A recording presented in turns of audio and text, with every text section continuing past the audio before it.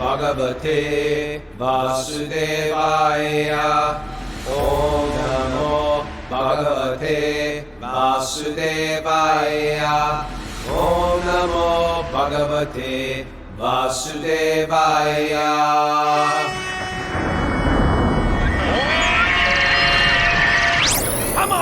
Live from Super Soul Farm, this is Wisdom of the Sages, a daily yoga podcast with your host, Raghunath, and co-host and senior educator at the Bhakti Center in New York, Kaustubha Das. Welcome to the show. Welcome to the Srimad Bhagavatam Special Edition Day. It's Question Day, and we usually do this on Saturday, but we're doing it at 5 a.m. on Friday because Saturday we're doing a one-day immersion with Raghunath Swami. I'm excited about that. Where will people find that? Go to the bhakticenter.org website. And a lot of my favorite educators, that's a new word instead of saying yoga teacher. They're an educator. I'm a yoga educator. They can find them there. Yogi Charu is going to be there. Raghunath Swami is going to be there. Janavi Harrison going to be there. Jai Giridhari. These are all people I love. And they allowed me to come in there too. All right. So it's tomorrow. If you want to hang out, it's going to rain upstate. So maybe it's a good day to chill out. Or if you're doing yard work, riding the tractor, riding the mower. Me and my kids all agree that riding the riding mower, it's like one of the best types of meditation you can do. Anybody out there agree with me? Just chime in on the chat board. I think golf. I would take golf over that. I know there is a lot of golfers out there. I've been offending lately and I want to take it back. And matter of fact, one of our favorite golfers asks a question today on the show. Oh, right. Rich Mancuso. That's right. By the way, before we forget, let's mention, we don't have tomorrow we won't have the show, but generally 10 minutes after the show, both on Saturday and Sunday, there's the 12-step program that we have. So that 12-step program that is open to our Patreon members will be at 8 a.m. Eastern time tomorrow. Right, 8 a.m. Eastern time tomorrow. Okay, cool. Without the show, get ready for that big void in your heart. What am I going to do on Saturday without the show? Go to the one-day retreat. Go to the one-day retreat. Okay, shove that. It'll maybe be more, maybe more fulfilling. Okay. Do I even still know how to teach yoga after 3 months of not teaching? Okay, so we are into question day. Mara, anything you want to say before we jump in? We've been getting a lot of good feedback on email about our asana classes that we've been doing. Oh, cool. We have, if you don't know, we have a great, it's practically speaking a yoga school. We have a yoga school. I think it's safe to say the Wisdom of the Sages, Patreon Party Village, we got to think of a good name for it. Yoga school is happening at least 3 classes a week, plus these workshops. And if you want to join that, it could replace any of your other yoga schools. That's where it's at right now, because we have a lot of the listeners on the show are very evolved yoga teachers, and people love them, and they either run studios themselves or they have, they lead teacher training. So it's not like we're getting some new green teacher. We're getting like very, very seasoned yoga teachers. So we're honored, and they volunteer their time, and they're completely cool people, and they're happening all week. Today is Friday. So today is a workshop with Yogi Charu. What's it called? Entering the heart space for meditation with Yogi Charu. Yeah. And if you missed promises to be very cool. He's very, very cool. We love him. Yeah. He's got a cool accent. He's a cool yogi. He's got a cool story. Lives in the Himalayas. The whole thing is cool. He's one of those guys you meet and you're like, you're cool. This is what Wisdom of the Sages is. It's trying to find, collecting cool devotees, bringing them all together. Oh, which reminds me. Sunday, we have an interview. And that interview is with a devotee named Karnamrita Das, who's like, he's, since the early 70s, he's been a, very sincere Bhakti-yogi practitioner, disciple of Srila Prabhupada, done, years and years of all kinds of services and so on. And he's come to that point where he's going to die soon. He has cancer and he's accepted it. and he's gone to live in Vrindavan, and he's approaching death, through Bhakti Yoga. And he will come on our show on Sunday morning and share, what his thoughts are and what he's going through. So that I think promises to be a very fascinating interview. Can I share something humiliating? If it's You're like, appropriate. oh God, what's he gonna say? Well, I remember when I was a new devotee and everybody Yeah. had shaved heads, and I was like, is this what it's gonna be like? Does everybody have to have a shaved head all the time? Is this life? Is this life? Everybody's got to walk around with a shaved head and a ponytail. That was actually going through my head. That's when we lived in the ashram.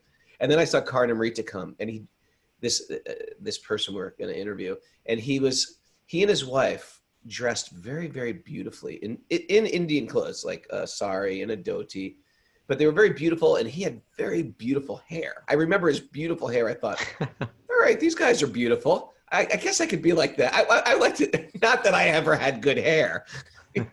Even if I was a full-blown materialist, I never had good hair.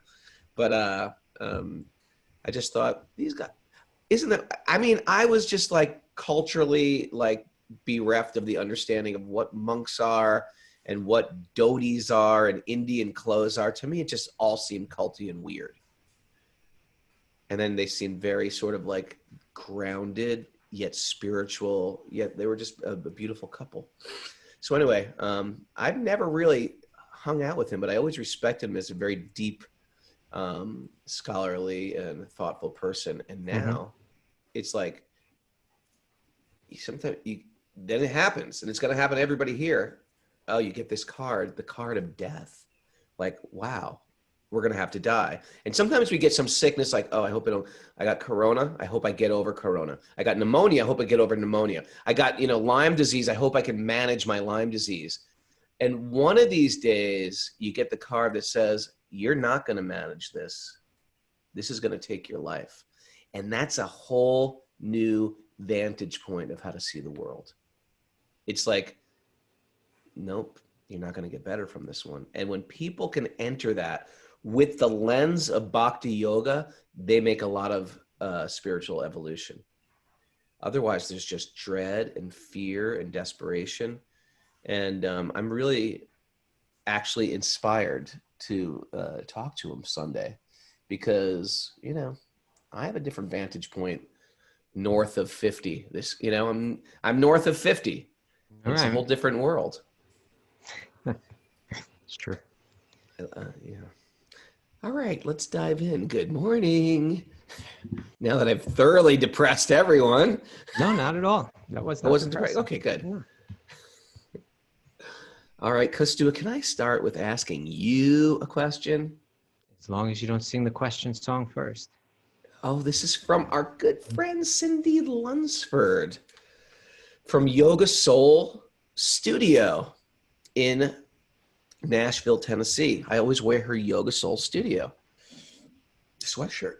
So I see, but you tell me that I see that the second draft of the questions, you have not pulled it up, Raghunath. So you're doing it in a different order, but that's cool. Oh, really? Yeah. I open. You know how sometimes you open it and it opens all your other things that are. It's all right. We can do this one first. Okay, but you usually edit them more. I'm sorry. No problem. I sometimes struggle with the notion of the eternal soul transmigrating from one body to the next, but not retaining memories of the past lives and relations. In a sense, this suggests to me that death of the soul, because the memories and the relationships seem like something beyond the material body, even though they are connected to a specific material body's experience. You following that? So I believe what she's saying is that if we forget everything from our previous lives, then it seems to indicate that the soul is dying. But, she says, in a sense, this suggests to me that it suggests to me the death of the soul, because the memories and the relationships seem like something beyond the material body. Sure. Okay. She's a sharp one, Cindy Lunsford.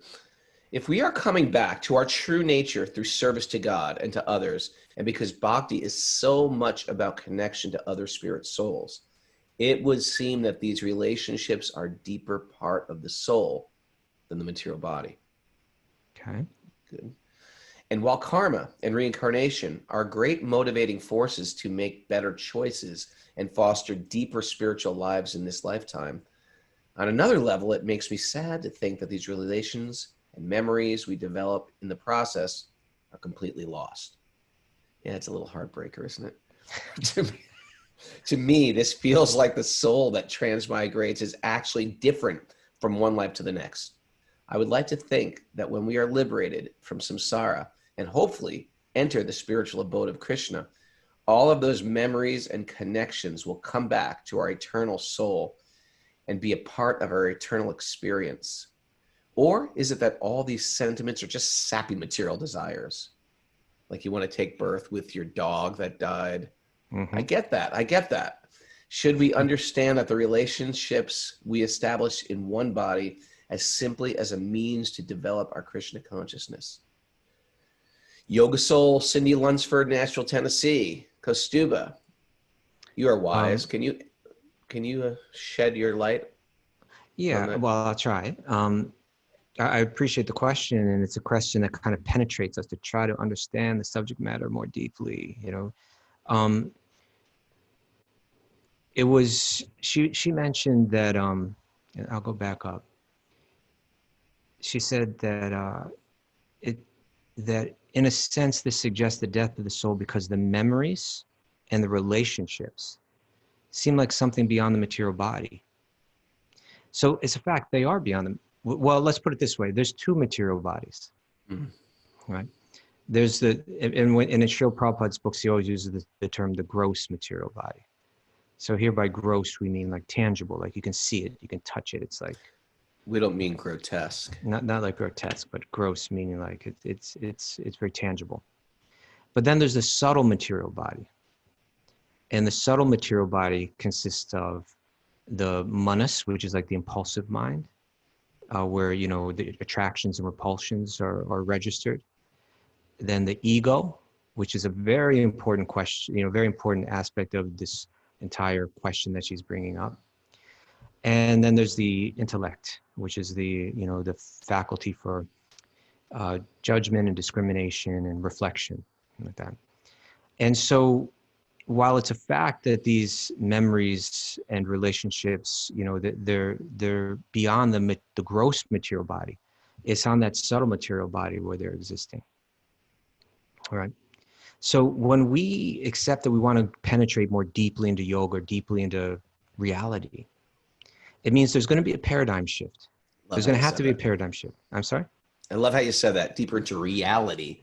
Reality, yeah. Because that's what it is. That's what it is. That's right. And that means that we have to give up what we consider reality to accept the true reality. To wake up from the dream, you have to give up the dream, right? You have to let go of it.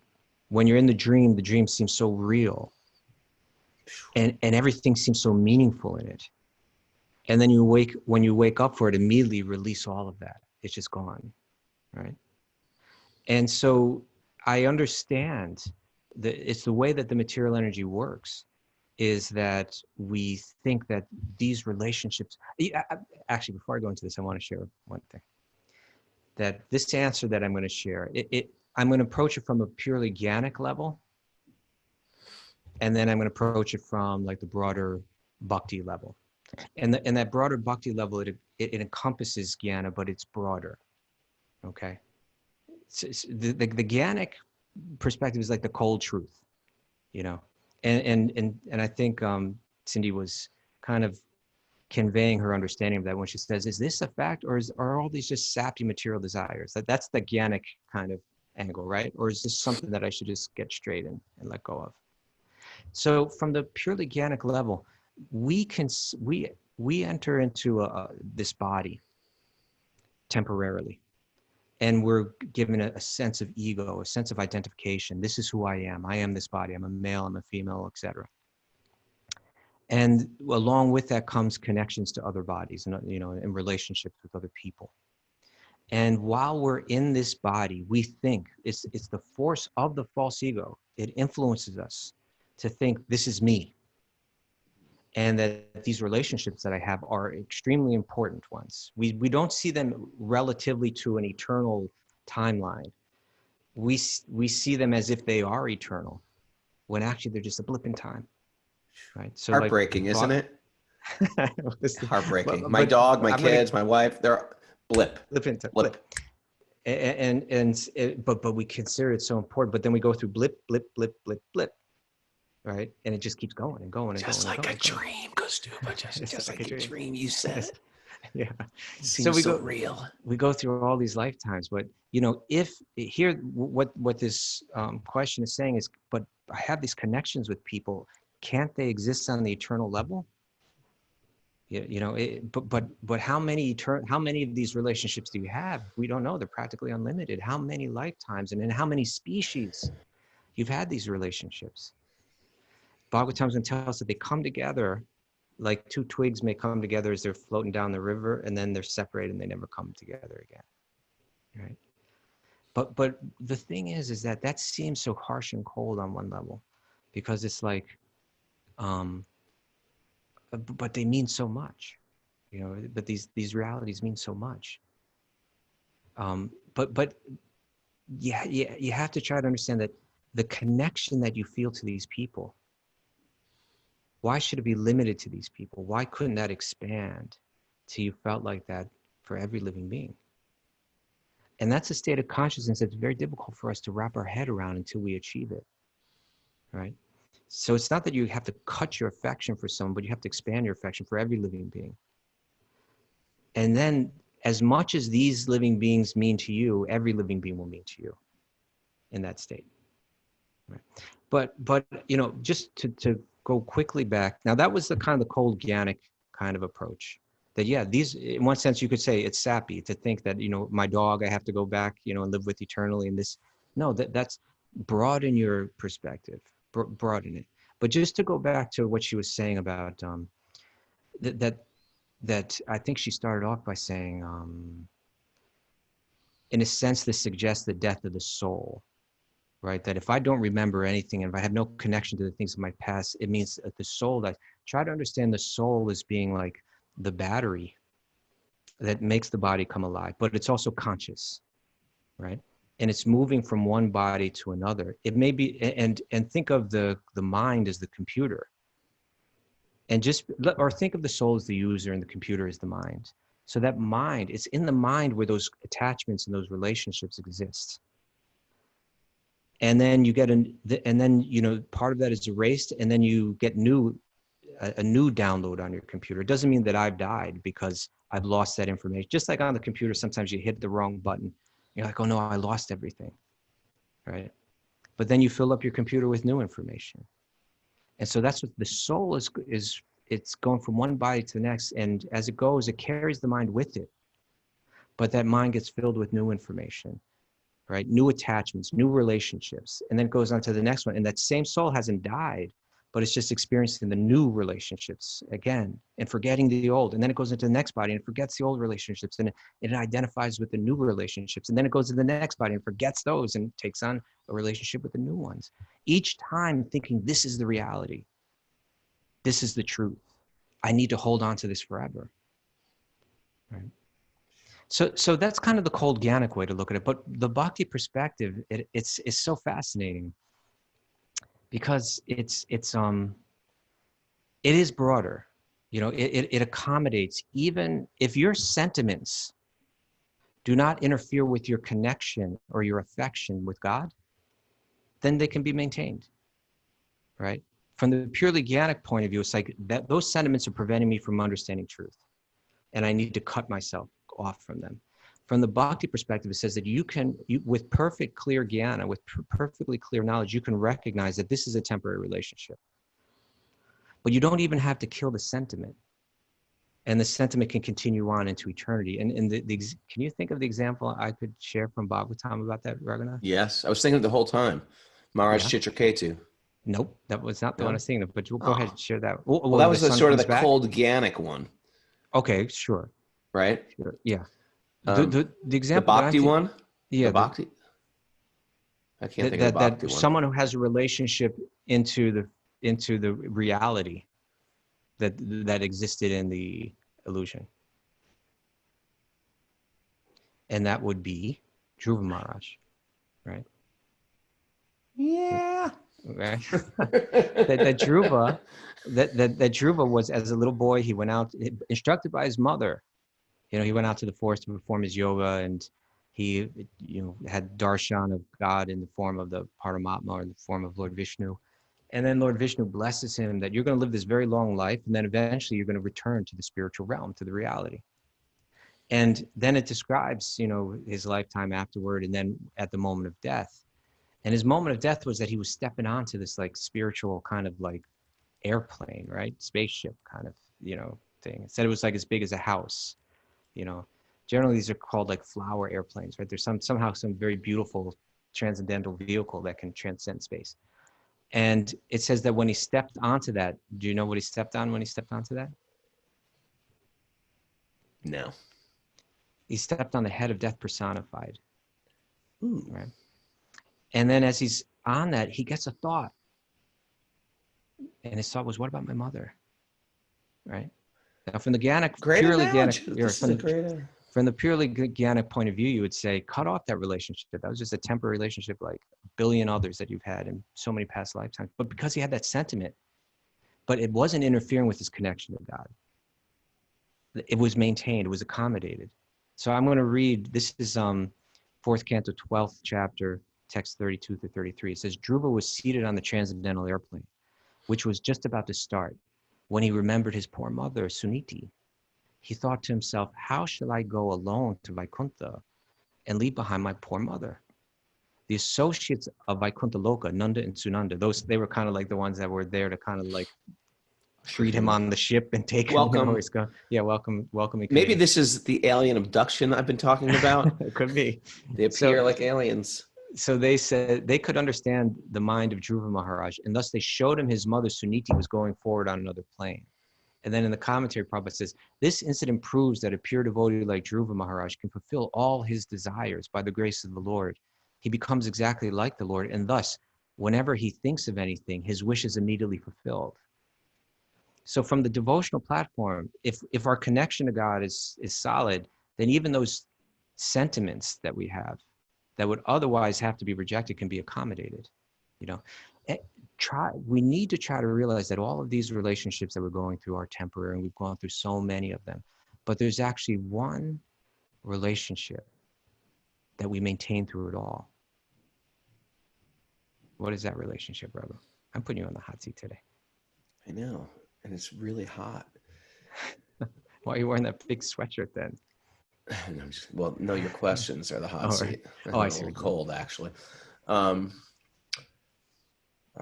That relationship is the Paramatma, right? Even though we're going through so many relationships, so many mothers, so many fathers that we have, so many children that we have, so many friends that we have, and then we take on new ones again and again and again through so many different species, through so many different lifetimes.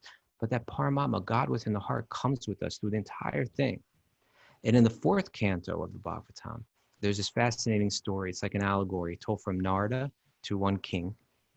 And he tells... Don't quiz me, please. I'm not going to quiz you. It's a bad quiz day for me. But the story was King Puranjana. Yeah. And so he tells this kind of fictional story of this king, but it was really meant for King Parini Barhishat, who was like, he was telling his life through like the story of someone else. And he describes how that king, all that the king goes through, then the king becomes a woman in the next birth, and then the king's husband dies, right? And at that point, that king in the form of a woman is approached by a Brahmana, and that Brahmana represents the Paramatma. And the Brahmana says, I'm your old friend, don't you remember me? And right, so the God in the heart says to him, these are from that chapter, text 28, canto 4. The Paramatma in the form of the Brahmana comes to the woman whose husband has just died, who's lamenting, suffering, and says, my dear friend, even though you cannot immediately recognize me, can't you remember that in the past you had a very intimate friend? Unfortunately, you gave up my company and accepted a position as an enjoyer of this material world, right? As long as we want to enjoy the material world, we have to forget everything. We forget that connection. He says, my dear friend, both you and I are like two swans. We live together in the same lake of the heart. Although we have been living together for many thousands of years, we are still far away from our original home. My dear friend, you are now my very same friend. Since you left me, You have become more and more materialistic, not seeing me. You have been traveling in different forms throughout this material world. So Bhagavatam is meant to give us this much broader perspective, you know, that I'm going through many lifetimes, I'm accepting many identities, I'm accepting many families and many relationships, many connections. And the way that the material world is designed to provide like a video game where you step in and you enjoy that for some time. But in that video game, and you need to be an illusion, and you need to identify with the body to try to absorb yourself in that illusion and try to enjoy it. But also programmed into that video game is time, right? The element of time. And that element of time separates us from what we become attached to again and again and again and again and again. But all along through all those different journeys and all those different identities and all those different bodies and all those different relationships, Paramatma is there all the time. And we're meant to reconnect with that Paramatma, reconnect with God in the heart. And recognize the temporary nature of all the other relationships. And at the same time, bhakti is so beautiful and so all accommodating that if we reconnect, that even those sentiments that we have for the people in this lifetime can be accommodated on the eternal level. And so that would be my answer. That is the video game is such a good analogy, Kaustubha. It's just, it goes deeper and deeper that way. Because they get involved, you can't get out. You're like tunnel vision in it. Yeah. But you're right, that point you made too, but there's only like 3 men left. You have 3 guys left before your video game thing is over. That time factor is always there. And then you're out of that reality completely. And then you enter a new one. And you enter in a new game. Yeah. Each one is a game. That's exactly right. You know? Yeah. This life is like a game. And we're playing one after another, thinking that we're going to find happiness through playing the game. And one game you're in a spaceship, one game you're like a cowboy, one game you're in like right? Asteroids. Yeah. That's a spaceship, I guess. One game you're a frogger game. You're a frog person. Maybe Pac-Man, Miss Pac-Man. No, one game you're a Pac woman. Yeah. Kaustubha, that was a great answer. Well, thank you, Raghunath. I find you might actually be self-realized. You know that self-realized thing we're talking about? You might be that self-realized person that we want to get to. I think you might be them. I'm definitely not. I can tell you that for sure. Well, but that's something only a self-realized person would say. No. You can just repeat what other self-realized people have said. That's all I'm doing. Now you, sir, are the self-realized person, and that's why I've got a question for you. You ready? Yes. This is coming from Leon Walmarins via email. Okay. I can tell. Leon says, "I'm struggling with." As your answer. What's that? I can tell already. It's not going to be as good as your answer. Oh, come on, Raghunath. You can do it. It can be way better than mine. You generally speak better than me. I am struggling with finding joy. The temporary happiness of the material world no longer appeals, and the convenience of the temporary joy, quote unquote joy, it once provided is no longer available. Now that sounds horrible, but that could really be a great thing, right? From another perspective. Yeah. How do I introduce joy into my life once the realization of the true nature of the material world has been revealed? This is a great question. This is like, this person's like entering self-realization. That's what it sounds like. Right? Yeah. Because most people will never answer this question. Like the larger scale of people in this world don't ever get to this point where they realize, what's the mantra we always say, Mara? The material world. Oh, the excitement of the material world. Mara? Big deal. Big deal. That's the mantra. That's the mantra for those entering self-realization. Oh yeah, we're going to do this. We're going to do that. We're going to do this. We're going to do that. And we're going to be in love. Big deal. Big deal. Big deal. Hey, we're going to Paris. Big deal. Hey, we're going to Rome. Big deal. I'm going to be in love. Big deal. I'm going to buy this. Big deal. That's the mantra of the material world when you actually get what the material world is. And I find that in my life now, especially north of 50, that's my new thing, north of 50. You like that? North of 50. I'm going to keep using it. North of 50, it's sort of like, there were times in your 30s where you could think of like, what if this doesn't work out? I'm going to do this. What if this doesn't work out? I'm going to try this. North of 50, you become cynical with the material world.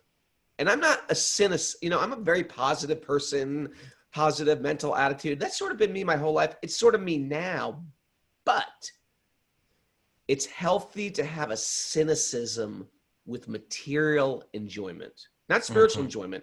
It's healthy to have a cynicism with material enjoyment.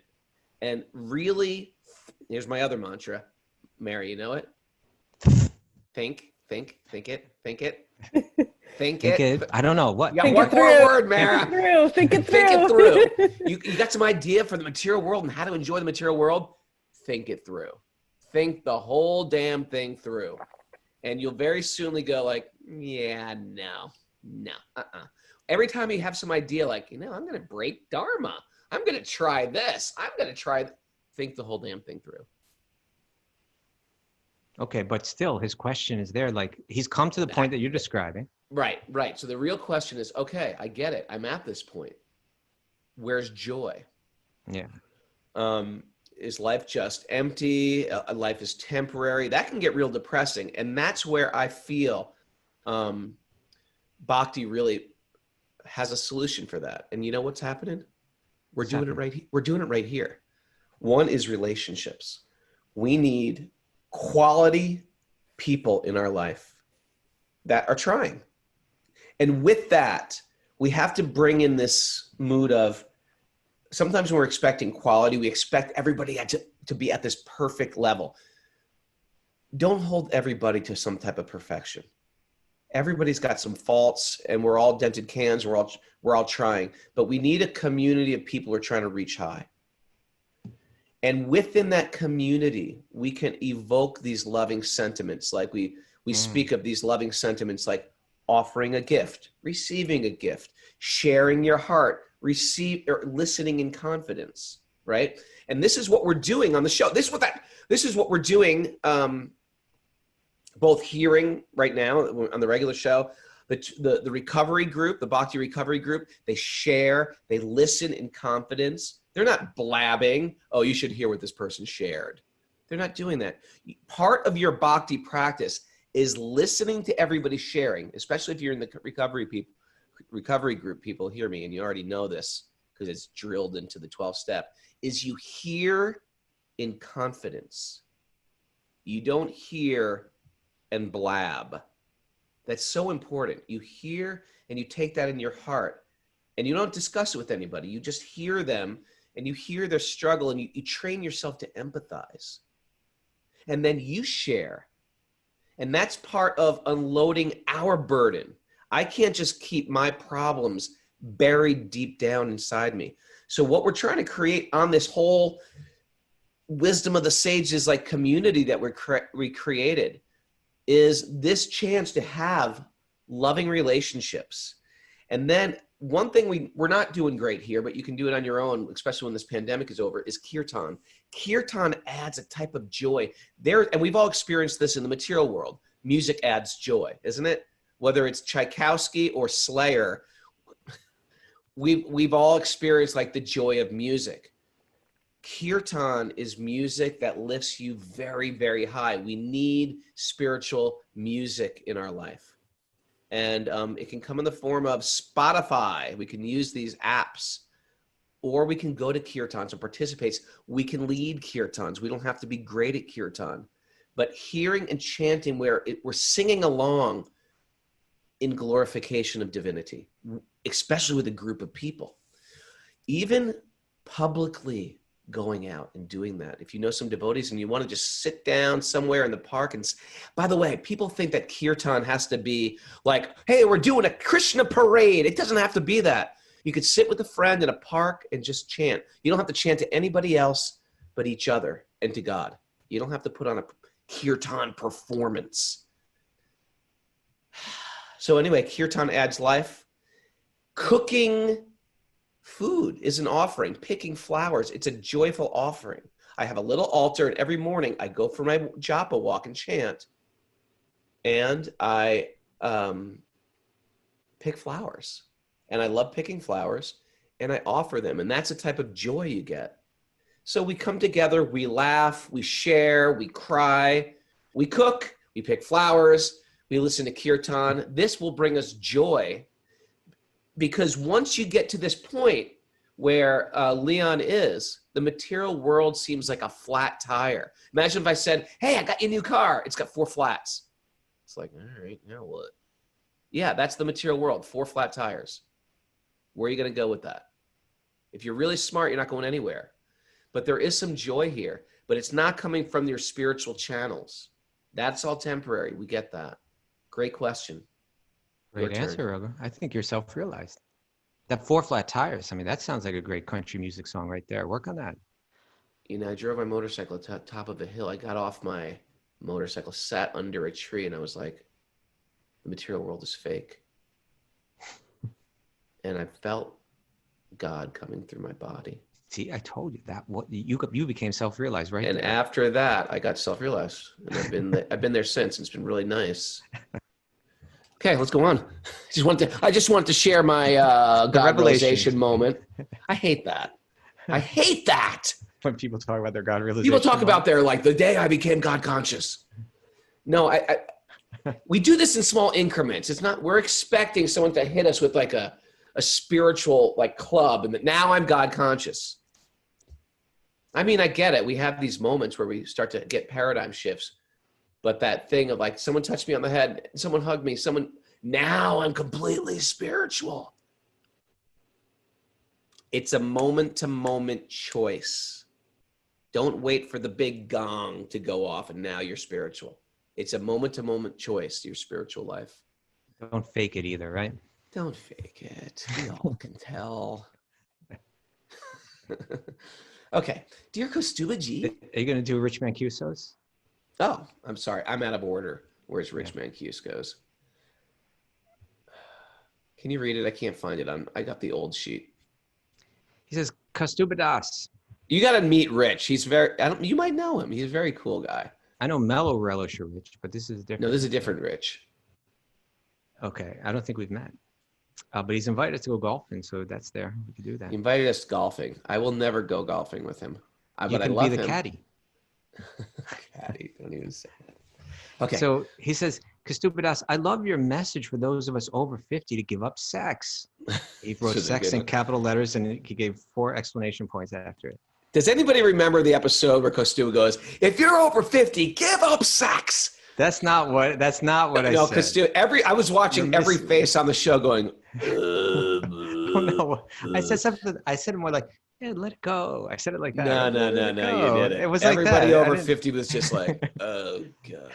No, but that's the way I said it. I remember. I was like, yeah, let it go. That's what I would say. But okay. Because now they're going to spring that. They lure me in on Joe Rogan. Now they're springing this on me. Yeah, well, you know, I ruined golf for Rich, and now I'm going to ruin sex for him, right? He's like, Kaustubha Das, I love your message about for those of us over 50 to give up sex. Your tone of exhaustion and contempt. It wasn't contempt, maybe exhaustion. Your tone of exhaustion and contempt was hilarious. Okay, I actually laughed. It sounded contemptuous. That was just you see, you're projecting that, Raghunath, you see. You're projecting that. Okay, go on. Sex is all around and a huge part of our lives from a pretty early age, respectively. So how do we just stop? He put stop all in capitals. How do we explain this to our partner?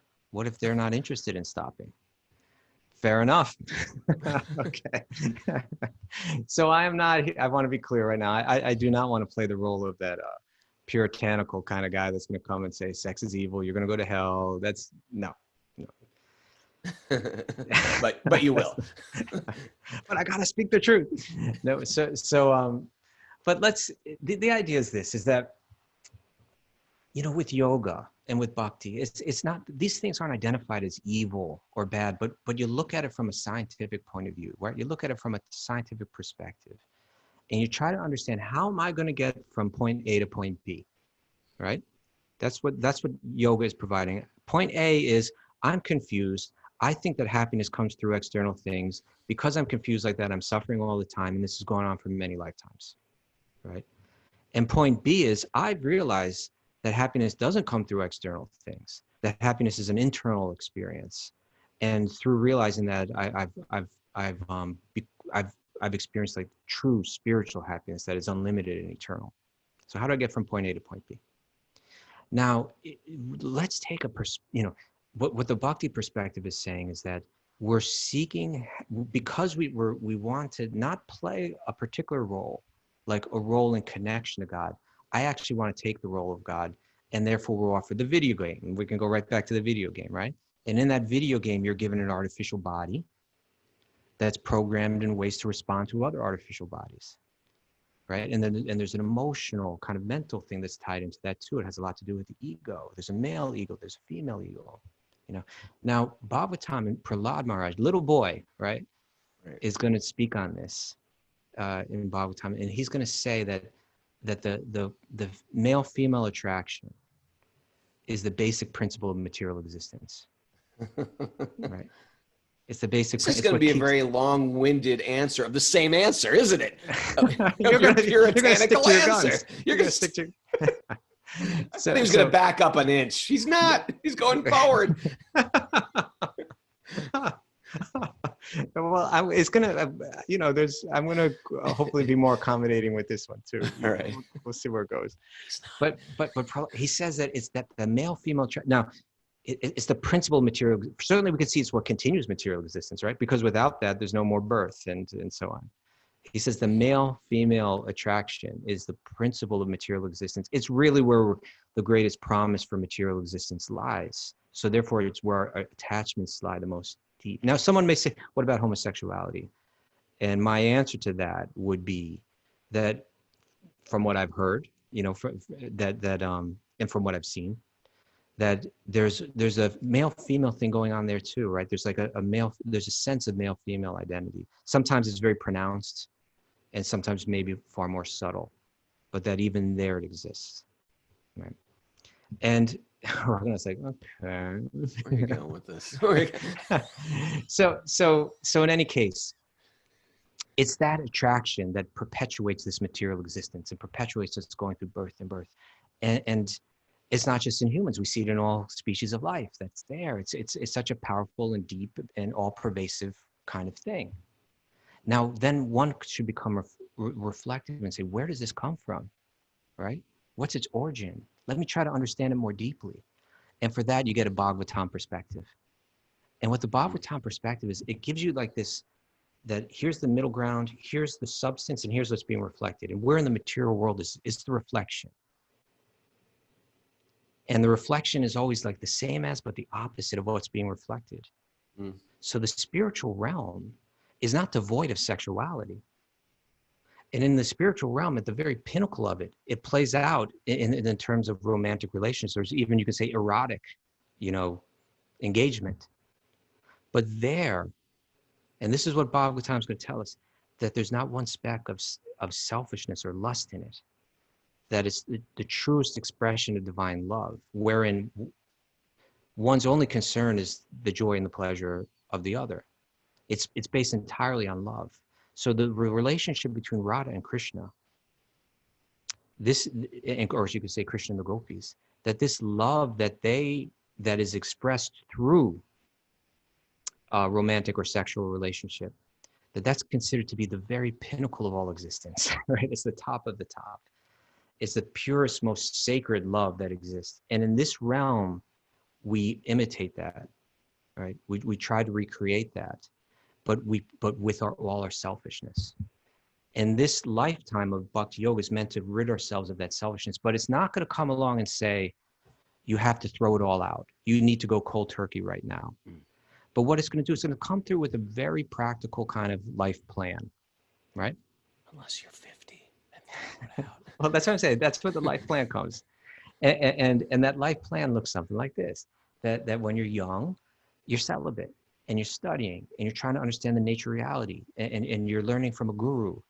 And then you enter into a period of life that is roughly, say, like 20 to 50, where sexuality is not restricted, or let's say it's restricted. It's like it's relegated in a particular way to your spouse, but it's allowed.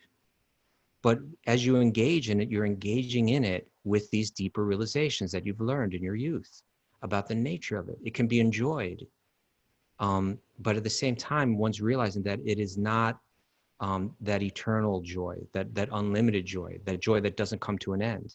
And if we don't realize that joy becomes suffering, right? we are in the most sexually liberated time in the age that we know of. Are people happier? You know, No. they're not happier. They're So, distressed. They're lost. They have multiple partners. It's causing psychological problems. They're not yes. peaceful.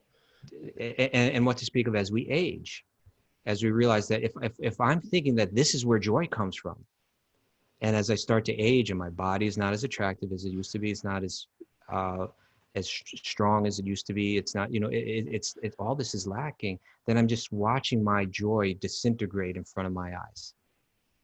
You think that doesn't cause stress? That doesn't cause anxiety? That doesn't cause pain? That, you know? But if I realize that this is not where true happiness lies, right? And husband and wife can kind of let it go together, and they can connect with that deeper, highest happiness that is actually love, and you know, something in the deeply spiritual. So now, all that being said, so therefore, it had these stages of life that you would pass through. Now, all of that that's provided in these ancient texts, it's difficult to apply in the modern world that we live in. Is that Raghunath's like, okay, is he finally going the direction that I wanted to go with this?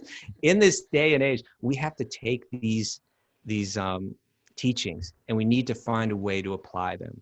And so I'm not going to come on your 50th birthday, knock on your door and say, Kaustubha's going to jump out of a cake.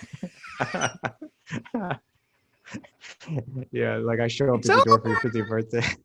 Adam Glasgow, we've been waiting. So we have to apply these principles as best we can, but we need to understand them. We need to apply them in some way. And my message is that if you can't understand this, it's not going to sap the joy from your life. It's actually going to sap the anxiety from your life, right? If we can look at it from that perspective, if we cannot be from this totally illusion perspective, like, let me try to hang on, let me try to keep it going. I'm desperate. This is where my happiness lies. I can't let it go. It's going to be a cause of suffering. Do we want to suffer, or do we want to be happy? If we want to be happy, we have to learn that none of these external things they're ultimately going to bring us to stress.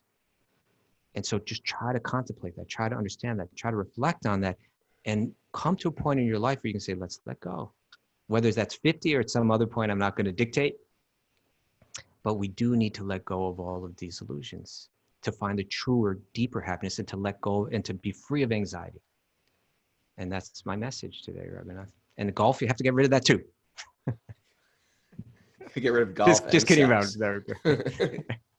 You know, I feel like once you add bhakti to your life, all the things in our life that are devoid of our connection, they just become big deal, big deal, big deal, big deal. And it takes all the excitement. And then when you have a different, more refined relationship with everything. Yes. It's like, and even if you do something, you just realize like, and you're going to get these answers in bhakti. So I think it's good for sometimes Kaustubha to walk in the door with the chainsaw and just say, that was not a chainsaw. That was like a, it was a very beautiful golden chainsaw, my friend. It was a golden chainsaw. But you know, you need that. You need Vidura kicking the door down and going up to Dhritarashtra and saying, look, you're old, you're losing your teeth, you're being maintained by the people that, you know, you wanted to kill. Get out of the house, leave in the middle of the night. Right? If you remember a few weeks ago when we were reading how Vidura, you need Vidura. Yeah, Vivi says Kaustubha is Vidura. So it's like you need a Vidura in your life. And then also you need some people, they need a gradual in their life. You know what? Just add some bhakti to your life. Add this to your life. But you're going to get both. On this path, get ready to get hit with that chainsaw and get ready to someone say, hey, come on. Just encourage you forward. You need both of that. And that's why me and Kaustubha work so well together. Come on, man. I wasn't too much of a chainsaw there. No. You're wonderful, man. You know what? I don't care. I needed to hear that too. I think the big thing is you got to get to this point of big deal. And I think especially with men, they have to get to this idea. Like there is not like this idea of unlimited sense gratification is not going to fulfill you. Get over it. And at least by the time you're 50, you got to start to realize like, okay, I'm 50, man. I'm getting old. Yeah. Don't think that some other body is going to fulfill that God-shaped hole in your heart. And that's why the marriage is together, because you're taking all those passions and you're directing it towards the male brain wants to go everywhere. You're pulling it in toward and putting all your focus on one person, and you're with that person, and you're steady with that person, and you're with them when they're looking great, or where they're looking where they're sick, or where they're in a wheelchair, or where you're with them through thick and thin and beauty and suffering and pain, and you're with them and you're committed to them. And what that does is it gets you out of your mind. My mind is, I want something new. I want something fresh. We're like a child. I'm sick of this toy. I want this toy. I'm sick of that toy. I want this toy. Grow up. It sounds like you're breaking out the chainsaw. No, I'm breaking out the chainsaw. Grow up. We got to grow up. You're going to jump out of the cake. Grow up, damn it. Careful on your 50th birthday if someone brings you out a cake. My little face is going to come right out of there. But, I do think it's important that we do, don't just live day to day. Have a life plan, How will I let go of all my material desires in this life? We need to think that way, and that yogic path, it laid that out for us. So we may not be able to set our life up to it exactly, but the principles of it we need to embrace. Usually when I hear something in the Bhagavatam, even the things I don't want to hear, I know it's sort of like, yeah, that's right. You know what I mean? In the background of my mind, we should understand, there's nothing of this material world. Of course, there's intimacy, especially in a serious relationship. Of course, there's going to be intimacy and closeness, but it's going to be different than when you were 18. You know what I mean? It's going to be much different. I think we've exhausted that question. All right, then I got another one for you. Okay. Find it. All right, what we got here? This one is coming from Sarah Kuretsky. Sarah Kuretsky.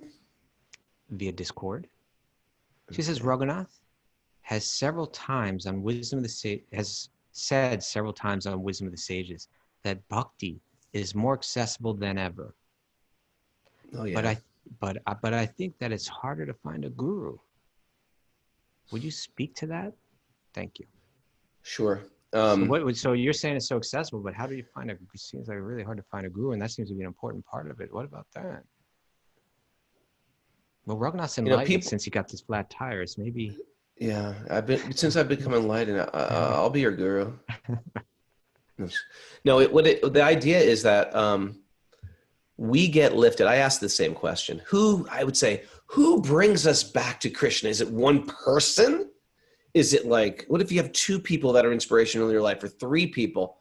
And the answer is it's the Guru Varga, or the Guru community, the community of teachers you have in your life that are giving you God.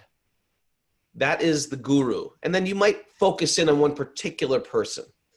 I have a lot of people that I look up to in guru. Now, you don't want to make it too wide, because people, right? You gotta hone it in who you listen to.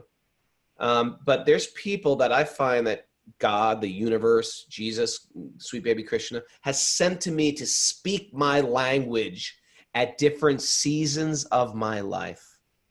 Right? When I was 22, people spoke to me. It was a special season of my life. Sounds like you're gonna break out into that Stevie Nicks song, where you start to. What's that one? That one, I forget it, but she's like, I'm growing older and all that kind of stuff. Anyway, go ahead. Okay, so different seasons of my life. There's what do you call it? There's different.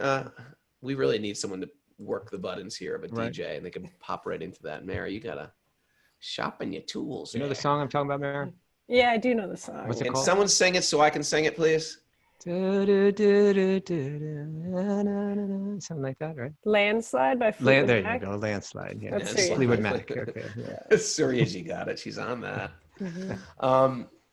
So I find that Krishna sends me people at different seasons of my life to speak to me, to speak loud to me. And then all of a sudden that person might fade into a distance and another person becomes very prominent.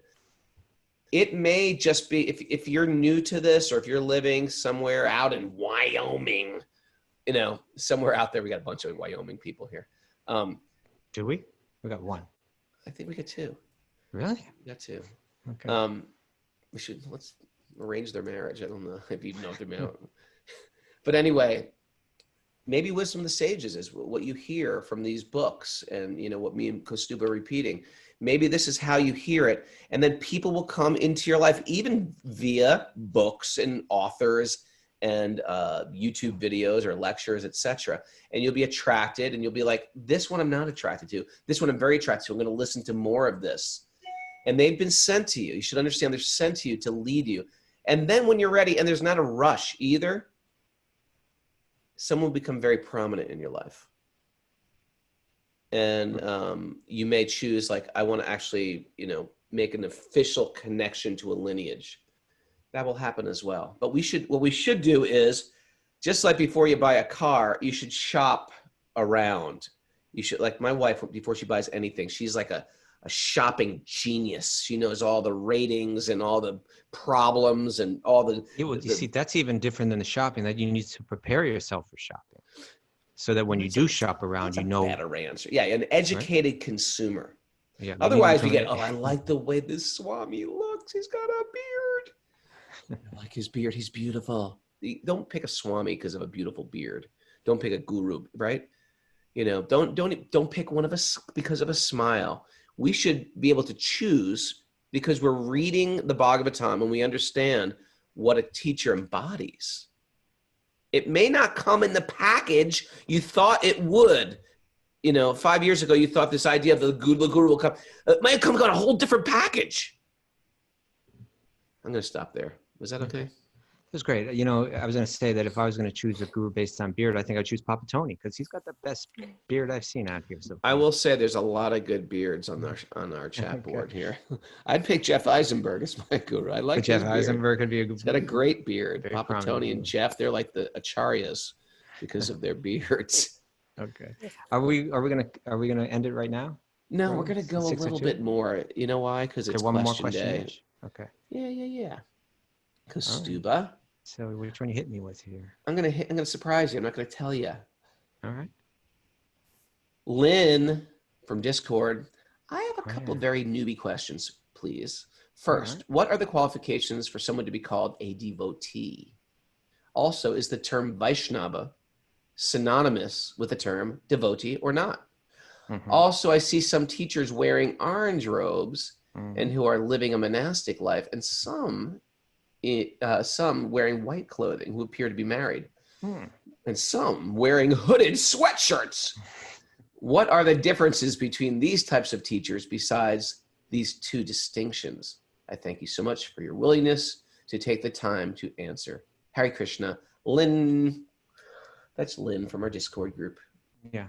Okay, Lynn. So it sounds to me like she's visited probably some temple and she's seen some people wearing saffron cloth and some wearing other colors. So the saffron cloth that's a monk. And again, they may be the student monk, which means that they're doing it for some period of time in their life, or they may be they may have taken a lifelong vow as a monk. It doesn't necessarily indicate teacher, or the white cloth doesn't necessarily indicate teacher. But it just indicates their statuses, whether they're a monk or not. Regarding the question about qualification for being called a devotee, and then whether or not the Vaishnava is synonymous with that. That both of those terms can be used either like in a general sense or in a very more demanding sense, I think, right? Like, I know once someone wrote some poetry to Srila Prabhupada, and they were writing about how they were writing to Krishna, I am your devotee. And then Prabhupada wrote back saying, we can't say that we're the devotee of Krishna. You know, we're just trying to become that. But what we are is the servant. And then, but then other times Prabhupada will speak of everyone, like all the devotees. You know, he'll use it in a looser sense too. And Vaishnava as well. So Vaishnava, you know, technically means one who's become a worshiper of the Vishnu Tattva, like Lord Vishnu or Lord Krishna. We call that person a Vaishnava. That would distinguish them from theist. A theist, but a theist that sees Vishnu as the deity, right? Okay.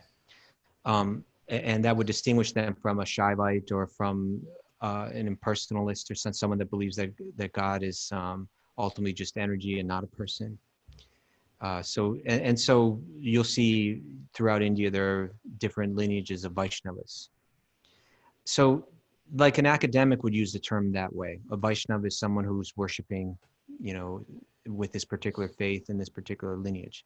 But the Vaishnavas themselves, they might use it in another way. What does it really mean to be a Vaishnava, right? What does it really mean to be a Vaishnava? Like, what are the qualities? Like I think Prabhupada once said to be a Vaishnava means to have turned your back on the material world, right? Like in other words, actually what he says, I think, was to turn your back on material enjoyment. I haven't really become devoted. And so now let's use the two terms. Can they be used, devotee or Vaishnava? Are they synonymous? And yeah, you could say they're synonymous, right? A Vaishnava is one who's devoted, right? A true Vaishnava, not one just in name or just according to their allegiance or their faith, but one who's actually embodied Vaishnavism. Then it should be expressed through different qualities. And so it said that there are 26 qualities. Mara, could you please list them all? No. Okay, Raghunath, then it'll have to be Raghunath. A Boy Scout is courteous, kind, obedient, cheerful, thrifty, brave, clean, and reverent. Look, is that what the Boy Scout? That's the Boy Scout oath. Right. Okay, so here are the 26 qualities of the Vaishnava. You ready? They're kind to everyone. By the way, the Boy Scout oath is very similar to the 26 qualities of a Vaishnava. Cool. Say it again. Courteous, kind, obedient, cheerful, thrifty, brave, clean, and reverent. Thrifty. We're thrifty, right? Thrifty. Is there some way you put your hand up to represent being? It's 3 fingers for Boy Scouts. Thank you. What do the 3 fingers represent? I don't know. Oh man, we're gonna come and take your badges merit badges. My merit badges away. Okay. Okay, here's the 26 qualities of a Vaishnava. So in one sense, a Vaishnava is someone who believes Vishnu is God or Krishna is God. But the way that a Vaishnava might look at it is when someone's embodied these qualities, then they're a Vaishnava. Okay, they're kind to everyone. They make no one their enemy. They're truthful. They're equal to everyone. No one can find any fault in them. They're magnanimous. They're mild. They're always clean.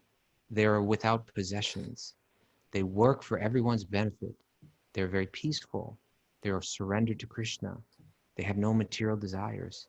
They're very meek. They're steady. They control their senses. They do not eat more than required.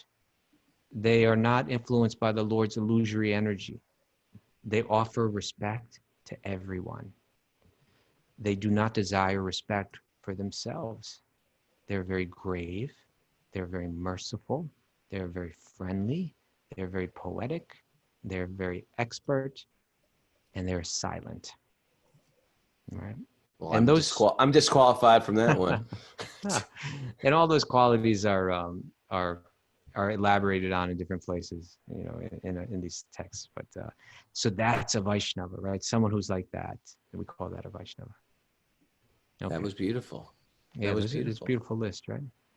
Now we got one more for you, Raghunath. All right, you ready? Yeah, hit me. Hit me with your best shot. Hit me with your best shot. This one's okay. That might be the first time that was ever sang during a Srimad Bhagavatam class. Probably is. Hopefully it'll be the last. But this one is coming. Seth the Welder is going to hit you with his best shot. All right. Yeah. Seth the Welder via Discord says, I love Seth the Welder. It's like John the Baptist. It's a perfect kind of character to come onto the show, right? We got Seth the Welder. Yeah. Is there a general rule of thumb regarding glorification of Krishna? I'm listening to all the amazing glorifications by Queen Kunti, and I'm thinking that I'm being disrespectful in comparison. Like my prayers aren't right, it sounds like, right? I recall a passage a few episodes back, O mystic of mystics, Lord of lords, and commander of the universe. And then he says in parentheses, who could guess I was raised Christian? I almost feel as if it's bloated flattery that just echoes with no weight, which in turn projects me as disrespectful. I'm not sure if he's talking about his own prayers or if he's talking about Queen Kunti's. The way he's writing it, it makes it sound like he's hearing some prayers, but they sound sort of like not so Like, I'm not into it. I don't get it. Okay, Or but he said disrespectful. He said I'm listening to these amazing glorifications by Queen Kunti, and I'm thinking that I am disrespectful in comparison. So I'm not sure if he's talking he's a about little his bit. own Yeah, prayers that he's are a little bloated in vague. flattery, Either are or Queen Kunti's. He just said they're amazing, but now he's saying like, yeah. So you're going to have to handle the whole thing, Raghunath. okay, I will. And then he says, any help on this matter. He says, any help on the matter would be greatly appreciated. Thank you. Good question. All Seth right. the Welder. Well, there's two ways you can read into his question. One is he's hearing Queen Kunti's prayers and he's not so impressed. Even though they're amazing, he's not so impressed. Or his own prayers, he doesn't have that place in his heart to be that impressed. And I get that. I grew up believing in God. I always did. But to me, God was like a faceless, amorphous, cloud-like being, that was like, and even in my prayers, it was really, Mara, how I say it, you're using God as this metaphysical Amazon Prime. That's what I call it, where you're sort of like praying, please help me, I'm sad. Please help me, I'm lonely. Please help me, I'm broke. Please help me, I'm sick. God was just this energy that I was fearful of. I don't want to do that because God will punish me and God will also reward me stuff. What I fell in love with Bhakti about was a deeply philosophical approach to understanding a higher power, where the higher power is actually a personality.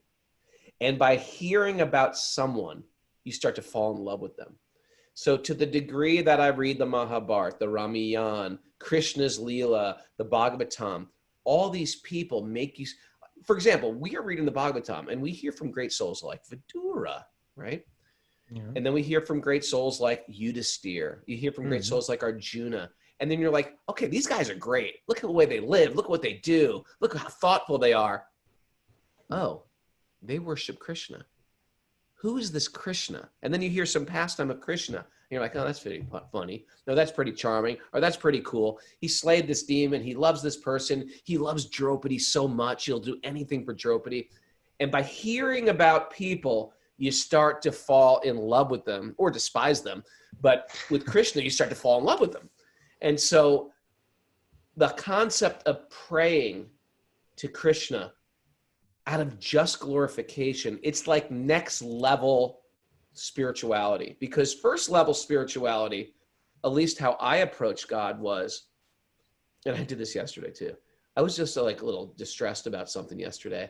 And I just threw myself in front of my altar and sort of like, please help me because of A, B, C, D, and E.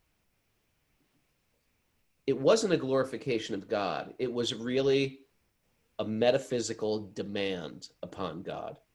Now it's good if we have pain, if we have suffering, if we have some heartache, if we have whatever is going on in our mind, you can present that. But imagine if you got a person that's always coming to you because they're in need or in trouble or in, or broken, or eventually it's like, it's not going to be a relationship. It's just going to be like, almost like a child is always taking. We want to be in a position of giving as well. So what's the flip side of always asking God for something is appreciating. Appreciating. It's like a relationship. If I'm always asking something from my wife, but I'm never giving her anything and appreciating what she's doing, eventually it's sort of like, it's not, it makes you up your standard of what a devotee is and what a bhakti is. So we start but you can't do it fake. But we practice by hearing these glorifications of Queen Kunti, or hearing these great prayers by the gopis, or hearing these, there's so many great ones. The prayers of the personified Vedas, prayers of Akrura. It goes on and on. Reading the songs of great masters, we start to fall in love with Krishna and appreciate those. That's why it's good to memorize some of these prayers in Sanskrit and in English that we can just, and that's why that Dravida class we had the other day was so nice too, when he's memorizing these verses that are so beautiful in glorification. And eventually they're not going to become weird. If they're weird for you, they won't become weird. They're going to be adorable and charming. And you want to be focused on this during the course of the day, as well as the course of your life, as well as our time of death.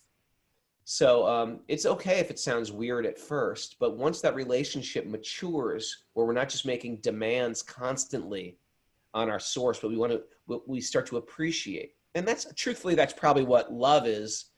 Love is when you start to appreciate the people in your life instead of just, what can I get from them? What can I get from them? What can I get from them? What do you think? Yeah, that was great. I think that appreciation is such an important way to go, right? Share your appreciation. Try to appreciate, and then try to express that appreciation. And we have that opportunity in Bhakti because the devotee is described with their qualities, but also Bhagavan, or the higher power, is described in so many fascinating ways. I never got that when God was like cloud man.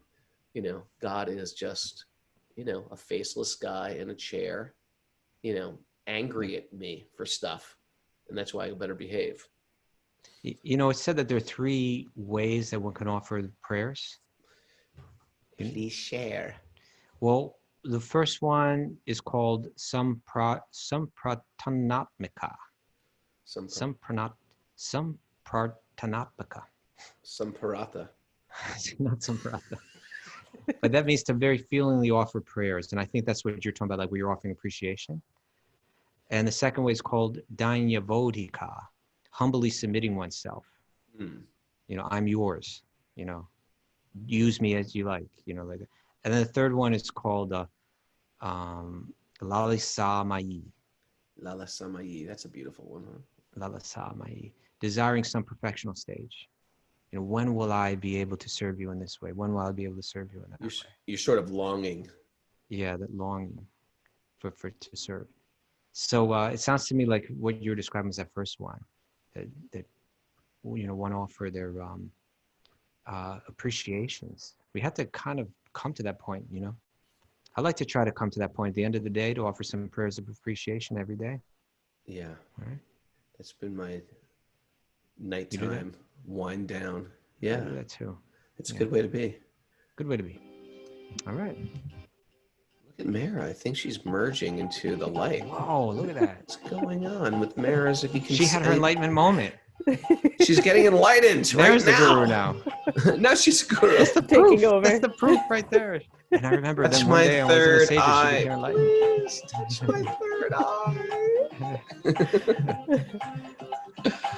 Oh, thanks everybody for joining us for Question Day. You woke up early for Question Day. And no class tomorrow, which I'm gonna have that void. You better go to the the program at the Bhakti Center. You're gonna have a real big gaping void in your heart. I think we went 50 in a row. 15 days in a row, that's it? 50. Oh, 50. Okay, that's pretty good. Not bad. Shorter than our last streak, though. Yeah. All right, we're going to get back on track. Thanks to everybody joining us on Apple Podcasts, Stitcher, Spotify. You can always give us a 5-star review. I'm going to look on my phone and look at a new review for Wisdom of the Sages. They're actually. If Raghunath does not see your name there, he's looking for Seth the Welder. He's looking for. I'm going to get Seth the Welder and Kaustubha with his golden chainsaw and take you out. Oh, Laura Rubino is teaching kids yoga at 10 a.m. Everyone, check that out. When? Sunday. That's this Sunday. Okay. And Laura Rubino is a wonderful lady. She's been to India with me many times. Empowered teacher, wonderful person. So grab your kids, bring them Sunday. You get that through the Patreon group, patreon.com/wisdom of the sages. And then we have a whole new set of yoga classes next week. Thanks to everybody joining and sticking us around on Zoom. Thanks to all the people over 50. We're thoroughly depressed today. Thanks to Kaustubha and Mara. And thanks to all the people I didn't get to say good morning to. I guess I didn't say good morning to anybody today. But I'm looking at Clifford Dean right now because he is, yes,